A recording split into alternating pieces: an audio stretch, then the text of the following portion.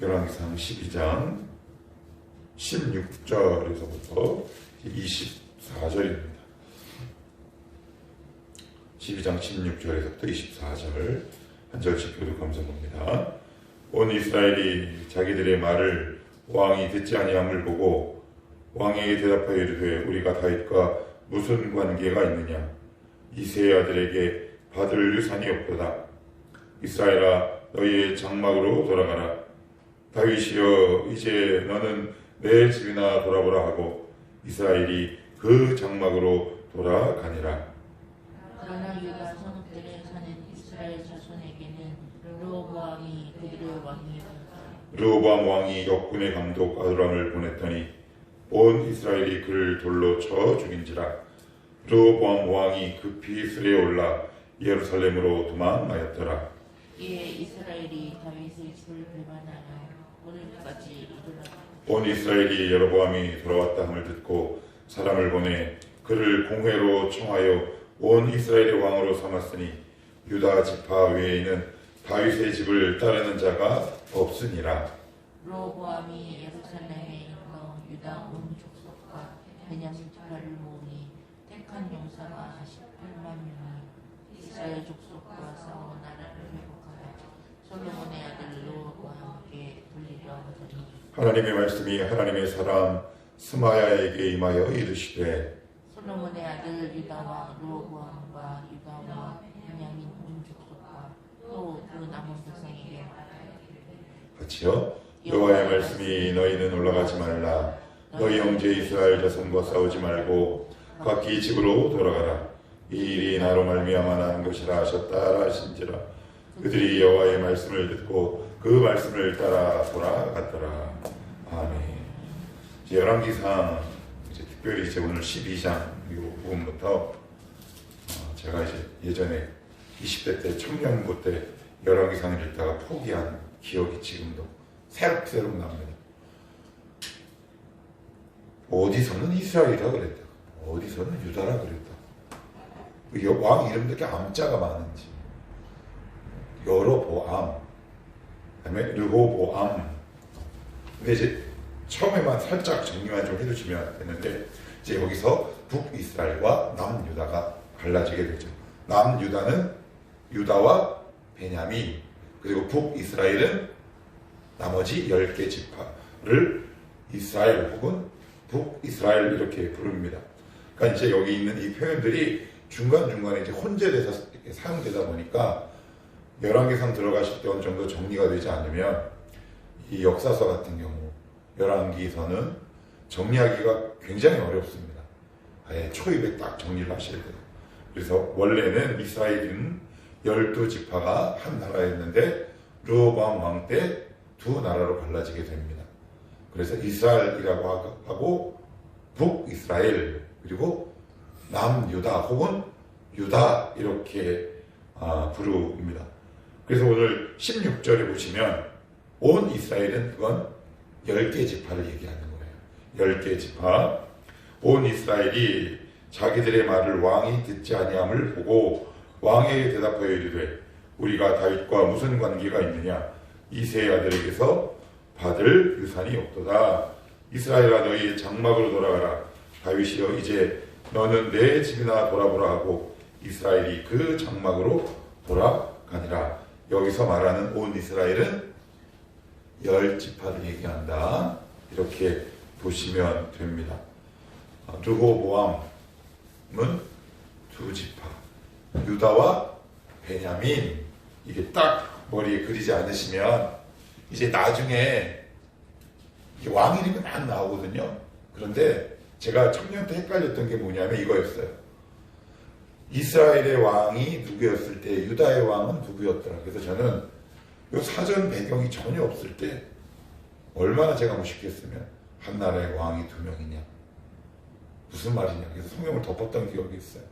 그때 누가 옆에서 사실은 이스라엘은 원래는 하나의 나라였는데 두 나라로 분열되고 보통은 이스라엘 하면 북이스라엘, 유다 하면 남유다를 이야기해.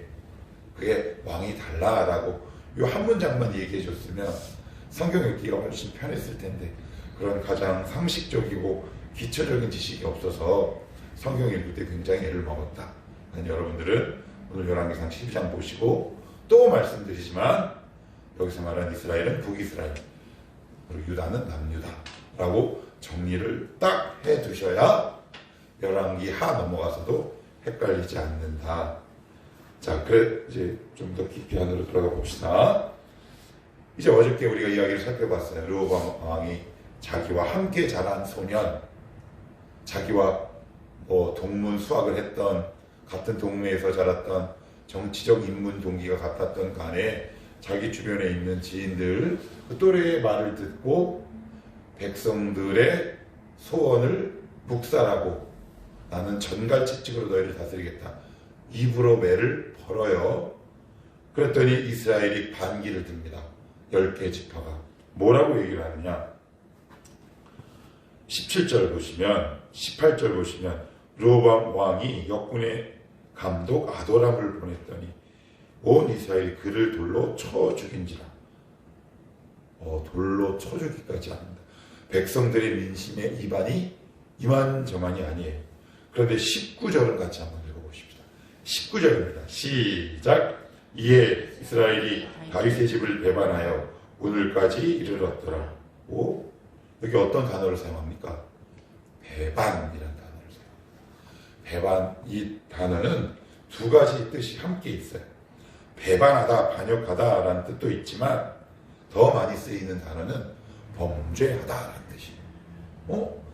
분명히 하나님이 여호와의 뜻으로 말미암았다 라고 성경은 적고 있는데 온 이스라엘이 분열하고 반기를 든 거를 하나님 입장에서 뭐라고 보시는 거예요? 반역, 범죄라고 보는 거예요. 이게 앞뒤가 잘 맞지 않아요. 이게 어떤 게 맞는 거고 이게 정말 무슨 의미예요? 제가 어저께 말씀드렸어요. 책임적 원인, 근원적 원인. 물론 하나님께서 하나님의 계획 가운데 있었지만 이스라엘 백성의 악함을 통해 이런 일들이 발생했거든요. 그러니까 오늘 이 열왕기 기자가 우리에게 무엇을 하고 싶은 이야기일까요? 하나님이 계획하셨지만 하나님이 보시기에 이 모든 행동들이 하나님과 역사 앞에 볼 때 죄다. 좀 더 정리하면 이거예요. 하나님, 이거 부득이한 상황에 이렇게 할 수밖에 없었어요. 상황 윤리에 빠지지 않으셔야 돼요. 하나님은 상황 윤리에 빠지는 것이 아니라 그 사람 앞이 그 사람이 어떻게 고백할 수 있느냐를 오늘 보고 계시거든요. 그래서 오늘 본문에 보시면 이에 이스라엘이 다윗의 집을 떠나 뭐 이런 표현을 쓸 수도 있고요. 아니면 분열, 분리, 나눔 이런 다른 동사와 단어가 있음에도 불구하고 유독 아으흐라는 단어를 사용하는데 이 단어는 상대방이 나를 향하여 의도적으로 죄를 범할 때 사용하는 단어라고 해요. 그러니까 하나님 보시기에 이 행동이 악한 행동인데 그런데 우리가 이 르호보암이 그리고 솔로몬이 그 동기를 제공했다면 그들도 어찌할 수 없는 상황 아니겠느냐라고 얘기하지만 성경은 그렇지 않다. 이것은 악한 행동이다. 그래서 우리가 기억할 거 하나님 어쩔 수가 없었어요 라는 말은 하나님 보시기에 통하지 않는다. 그래서 우리가 죄를 범할 때 이게 되게 감사한 말씀이에요. 왜 그러냐면 우리 말 속담에 이런 말이 있어요. 죽은 사람도 다 이유가 있는 거잖아요. 그 묘지에 가면 다 저마다 이유들이 다 있어요. 그러면 죄를 빠져나갈 구멍들이 다 있단 말이에요. 근데 그것을 딱 차단하는 것은 하나님 앞에 바로 서라는 거죠. 핑계대지 말고 바로 서라. 그 의미가 있기 때문에 이 말씀을 듣고 어떤 사람은 이렇게 생각할 수 있죠. 숨 막혀. 그런데 저는 숨 막혀가 아니라 오히려 감사해요. 핑계대지 않을 명분을 저에게 주셔서 하나님 제 잘못입니다. 이렇게 고백할 수 있기를 성경은 원한다. 자, 우리 20절 보시면 온 이스라엘이 여로보암이 돌아왔다를 듣고 이 일로 인해 누가 세워져요? 10개 지파의 왕, 북이스라엘 왕으로 여로보암. 그런데 시간이 관계상, 시간 관계상 찾아보지 않겠지만 앞부분에 보시면 여로보암이 굉장히 성실했고요. 솔로몬의 신하로서 능력이 있었어요. 그러니까 여러모로 인간적인 면모가 출중했던 사람인데 한 가지 빠진 게 있어요. 그의 신앙적 자세와 태도는 성경이 기술하고 있지 않아요. 여기서 되게 깊은 의문이 드셔야 돼요. 왜요? 한 나라의 왕, 더군다나 10개 지파를 다스리는 북이스라엘의 왕을 세우는 거잖아요. 그렇다면 하나님은 좀 더 믿음이 있는 사람을 세우셔야죠. 그런데 누구를 세워요? 여로보암. 이 여로보암이 어떤 사람이라고 그랬어요? 다윗과 완전히 반대되는 인물이라고 그랬어요. 그래서 어떤 말이 나온다? 여로보암의 길. 그러면 하나님은 왜 이런 자를 세우실까요? 이제 50이 넘으니까 이해가 돼요. 하나님은 한 공동체에, 특별히 교회 공동체에 믿음이 없는 목회자를 세우시기로 합니다. 되게 두려운 거예요. 그래서 그 모습을 통해 반면교사를 삼게 하세요. 인간적인 스펙만 보는 거죠. 여러분은 인간적인 면모로 봤을 때는 뛰어난 사람이에요. 능력 있고 성실하고 그리고 신뢰가고. 그런데 뭐가 없어요? 믿음이 없어요. 신앙적 자세와 태도에 대해서 성경은 한 글자도 기술하고 있지 않아요. 성훈아, 만약에 병진아, 이제 목사님이 너희들보다 훨씬 빨리 죽을 것 같아. 우리 나도 이제 70대면 이제 은퇴가 할 텐데, 뭐 하여튼 여러분들이 이 교회를 위해서 누군가를 이렇게 뽑을 때, 만약에 이력서 볼 때 스펙도 스펙 나름 보지만 꼭 여러분들이 보셔야 할 게 있어요. 여로보암 같은 목회자를 뽑지 않도록 그의 신앙의 자세와 태도를 잘 검증할 수 있어요. 안 그러면 하나님은 어떤 공동체에 여로보암 같은 목회자를 휙 하고 주십니다. 너희들 인간적인 면모만 볼래? 그래서 왜 저런 사람이 목회자를 세웠을까? 때로는 저의 모습을 보면서. 그런데 오늘 여기서 그 힌트가 일부분 나왔어요. 여로보암은 굉장히 성실한 사람이에요. 그리고 굉장히 인간적인 스펙이 뛰어난 사람입니다. 그리고 능력이 있는 사람이에요. 그런데 그 사람을 어디? 북이스라엘의 왕으로 세웁니다. 그래서 어떻게 됩니까? 북이스라엘이 신앙적으로 쑥대밭이 됩니다. 그래서 어떤 목사가 공동체에 딱 들어갔는데 스펙을 보고 뽑았어. 그런데 그 공동체에 들어가서 쑥대밭을 만들고 나옵니다. 저는 무수히 봅니다. 저는 엄청 많이 봅니다. 엄청 많이 봐요. 왜 그럴까요? 그 사람의 누군가 이야기만 듣고 아니면 인간적인 면모만 보고 딱 뽑게 되면 그럴 수 있다. 그래서 사도 바울은 그의 서신서에서 이렇게 얘기하잖아요. 무슨 소개서를 써달라고 하느냐. 그의 거듭난 것이 바로 그 내가 너희에게 써줄 소개서다 라는 구절이 나옵니다. 사도 바울에게 소개 좀 해달라라고 얘기한 사람도 있을까요? 없을까요? 엄청 많죠. 나에게 소개서를 써달라고 하지 말고 그가 거듭났는지 믿음의 사람인지 그것 보고 분별해라. 외적으로 보이는 화려한 것 보지 마라. 꼭 당부드려요. 여러분들이 만약에 교회 공동체에서 교회 지도자가 됐을 때 이거 믿음의 배경이 장로 아들이네, 목사 아들 딸이네, 서울도 인서울이고, 그리고 장신 출신에, 그런데 믿음이 없네. 이제 이러면 그 공동체 망하는 거예요. 여로보암이 다스리는 북이스라엘과 같은 교회 공동체가 됩니다. 그래서 한 목회자가, 믿음이 없는 목회자가 어떤 공동체 집단 안에 들어갔을 때 영혼들이 쑥대밭이 됩니다. 저는 여럿 봅니다. 여럿. 우리 꼭 기억하자고. 자, 그리고 21절을 보시면 르호보암이 예루살렘에 이르러 유다 온 족속과 지금 자기가 보낸 신하 아도람이 돌에 맞아 죽었어요. 그러니까 지금 르호보암은 일을 박박 가는 거예요. 지금 베냐민 지파를 보니 택한 용사가 18만 명이라 엄청 2개 지파에서 뽑았는데 18만 명이면 유다 지파와 베냐민 지파가 차지하는 그 온 이스라엘의 인구의 비율이 어느 정도인가 이해가 되는 부분이에요. 그런데 21절에 아들 르호보암에게 돌리려 하더니 22절 볼게요. 하나님의 말씀이 하나님의 사람 스마야에 하나님이 막아섭니다. 아니야, 안 돼. 저는 어제 이 말씀을 준비하면서 옛날 생각이 참 많이 났어요. 그래, 내가 뭐 이렇게 살아봐야지. 심지어 더 악한 마음으로 내가 이런 죄를 한번 지어봐야지. 하나님의 말씀이 저를 꽉 붙들고 있는 경우들이 있어요. 내 안에 그런 욕망이 사라져. 머리는 있어요. 그런데 욕망이 일어나지 않아요. 여러분, 이런 경험 혹시 있으십니까? 아니, 없어도 관계 없어요.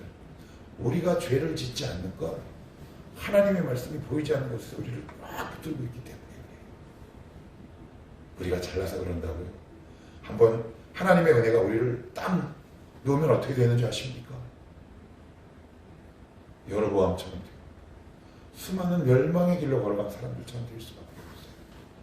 하나님의 말씀이 안 돼! 라고 하는 거예요. 비록 르호보암이 자기의 뜻대로 이루어지지 못했지만 만약에 전쟁을 했다면 어떻게 됐을까요? 북이스라엘 남유다는 지부상이 지도에서 사라져 버리죠. 하나님의 언약이 끊어진다는 말이에요. 우리가 죽으면 언약이 끊어져요.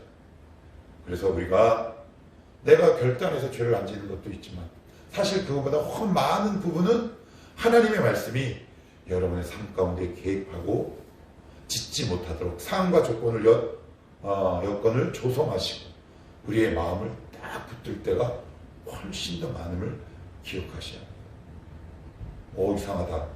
나 분명히 이런 마음이 있었는데 행동으로 옮겨지지 않네. 이런 경우가 얼마나 많은지 몰라요. 죄는 하나님이 다스릴 때 우리가 진짜 할 수 있어요. 그래서 오늘도 여러분들이 이렇게 기도할 수 있기를 바랍니다. 하나님의 은혜와 말씀이 나의 보이지 않는 삶의 모든 상황 속에서 다스리고 주장하게 하옵소서. 하나님, 제가 죄를 지을 수 있는 그 길을 차단하옵소서. 오늘도 믿음의 길을 오롯이 걸어가게 하시고 하나님이 걸어가라고 하신 그 길을 말씀 붙들고 오늘도 믿음의 길을 걸어가게 하옵소서. 하나님의 뜻과 무관한 길을 걸어가지 않게 하옵소서. 그러니까 르호보암이 지금 막 화가 나니까 어떻게 됩니까? 이 동족 상잔의 비극을 이스라엘판 6.25 전쟁이 일어날 판인데 하나님이 어떻게 해요? 딱 막죠. 하나님의 뜻과 무관한 건 어떤 일도 일어나지 않습니다. 하나님의 뜻과 무관한 일은 어떤 일도 일어나지 않고요. 그리고 이들이 정말 전쟁을 벌이지 않는 것, 피를 보지 않게 되는 것, 하나님의 말씀이 르호보암을 막아섰기 때문에 하나님의 말씀이 우리 앞을 이렇게 막아 서거든요. 때로는 보이지 않는 환경 속에서 어떤 일상 속에서 이 말씀을 붙들고 오늘도 하나님의 말씀과 함께 동행하는 하루가 되기를 축복합니다. 기도하